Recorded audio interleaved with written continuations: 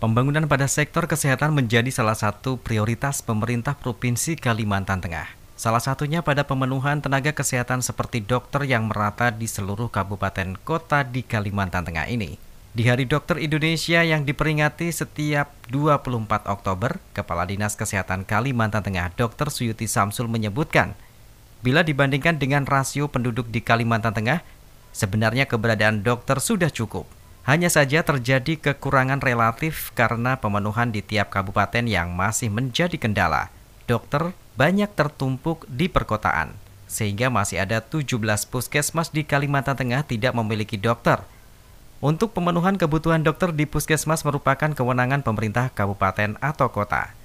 Dr. Suyuti Samsul mengharapkan pihak kabupaten bisa memberikan insentif menarik agar banyak dokter tertarik untuk bertugas di kabupaten. Namun langkah yang diambil oleh pemerintah provinsi dan pemerintah pusat adalah mengangkat tenaga yang kita sebut sebagai tenaga kesehatan ya, dengan penugasan khusus oleh provinsi.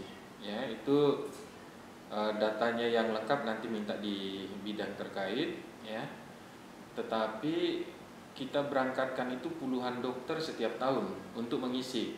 Sebetulnya itu crash program. Ya, crash program dalam artian kita menugaskan secara khusus seperti itu dalam rangka memenuhi kebutuhan karena mendesak. Nah, seyogianya pemerintah kabupaten kota itu nanti akan menutup yang kita tutup ini, karena memang tanggung jawab utama itu kan tidak di kita tapi di kabupaten kota. Tahun ini itu ada 30 lebih dokter yang kita berangkatkan ya. Nah, selain bersumber dari provinsi, pemerintah pusat itu juga melalui Nusantara Sehat itu menugaskan dokter ke beberapa titik. Tahun ini juga kita terima banyak untuk menutup kekurangan-kekurangan itu ya. Demikian halnya dokter spesialis.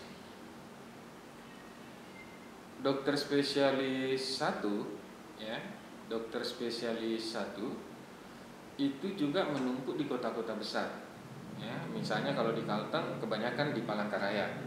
Nah, Palangkaraya ini kan diuntungkan selain dokternya dari provinsi, juga banyak rumah sakit swasta punya dokter sendiri. Kemudian ditambah lagi Fakultas Kedokteran UPR punya banyak ahli juga. Jadi relatif Palangkaraya sebetulnya nggak masalah ya. Kemudian kabupaten-kabupaten besar dengan kotanya yang cukup ramai itu juga nggak terlalu bermasalah dengan dokter, Sampit, Pangkalan Bun gitu ya. Tetapi ketika masuk ke kabupaten-kabupaten yang relatif lebih kecil penduduknya, di situ masalahnya ya. Tentu kami provinsi berharap kabupaten kota menyediakan insentif yang menarik supaya mereka bersedia tugas di situ. Nah, itu yang kita dorong sebetulnya ya. Kita dorong. Nah, kalau untuk spesialis 2 atau SP2 itu konsultan ya, itu memang kita belum banyak. Bahkan di provinsi pun belum banyak. Ya, nah itu kebutuhannya per satu spesialis itu sebetulnya setiap satu spesialis itu untuk 400.000 penduduk ya.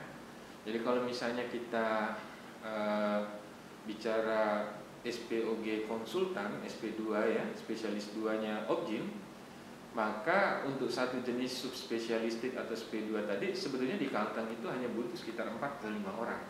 Tapi itu pun belum terpenuhi ya.